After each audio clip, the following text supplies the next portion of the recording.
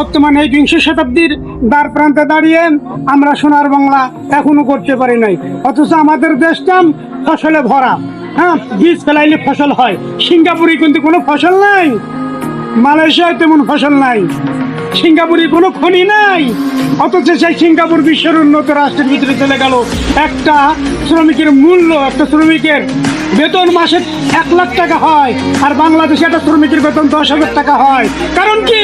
একমাত্র কারণ হচ্ছে ওই দেশের রাষ্ট্রীয় লেভেলে যারা ছিলেন তারা ছিলেন সৎ শাসক, তারা দুর্নীতিমুক্ত। সিঙ্গাপুর ইউনেস দিচ্ছেন বিধায় আজকে উন্নত বিশ্বের ভিতরে তারা উঠে গেছে। শ্রমিকের মর্যাদা পর্যন্ত তারা 1 লাখ টাকা দিতে পারছে। আমাদের দেশেও যদি ওই বঙ্গবন্ধুর মতন নেতা যদি বেঁচে থাকতেন, অথবা আমাদের দেশের স্বাধীনতার ঘোষক জিয়াউর রহমানের মতন এই আদর্শ দেশপ্রেমিক নেতা যদি বেঁচে থাকতেন, তার হাত ধরে সোনার বাংলায় সোনায় সোহাগা হতো। কিন্তু অত্যন্ত দুঃখের বিষয়, আমাদের দেশের 2টা বড় বড় 3টা শাসকরাই এই দেশ থেকে মারিয়ে দিয়ে 3টা নারী ঘাড়ের উপরে 35 বছর চাপিয়ে রাখলো। আমাদের প্রতিবেশী দাদা বাবুরা চাপিয়ে রেখে এই দেশের অর্থ লুটে পাইতে তারা বিদেশে নিয়ে গেল।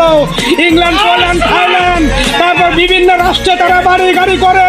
এই দেশের 10% মানুষ, এই দেশের 10% মানুষ বড়লোক, আর 90% মানুষ আমরা খেটে খাওয়া। আমরা যতটুকু বড়লোক হয়েছি, টিনের ঘরের থেকে ইটের ঘর কিন্তু ছাদ দিতে পারি নাই। এই সমস্ত লোক আমরা যারা আছি তারা বিবিবাল বাচ্চা বাপ মা নিয়ে খামচে করে পরিশ্রম করে মাথার ঘাম পায়ে ফেলে আমরা যতটুকু করেছি, রাষ্ট্রের থেকে কিছুই হয় নাই।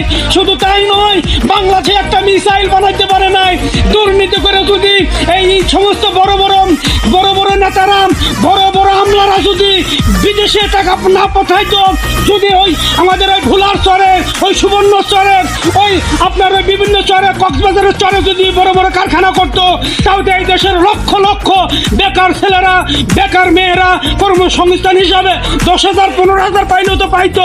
কিন্তু অত্যন্ত দুঃখের বিষয়, এই জারজ নেতারা 50 বছর ধরে এই দেশের টাকা বিদেশে নিয়ে বাড়ি গাড়ি করছে, বেগমপাড়ায় বাড়ি করছে, কানাডা, ইংল্যান্ড, থাইল্যান্ড, পোল্যান্ড, বিভিন্ন রাষ্ট্রে তারা বাড়ি করে। আমাদের দেশে ভাগ্য আকাশে কিছুই হয় না। এতে আমরা এই দুর্নীতিবাজ নেতাদের আর দেখতে চাই না। ধন্যবাদ। বাংলাদেশ জিন্দাবাদ।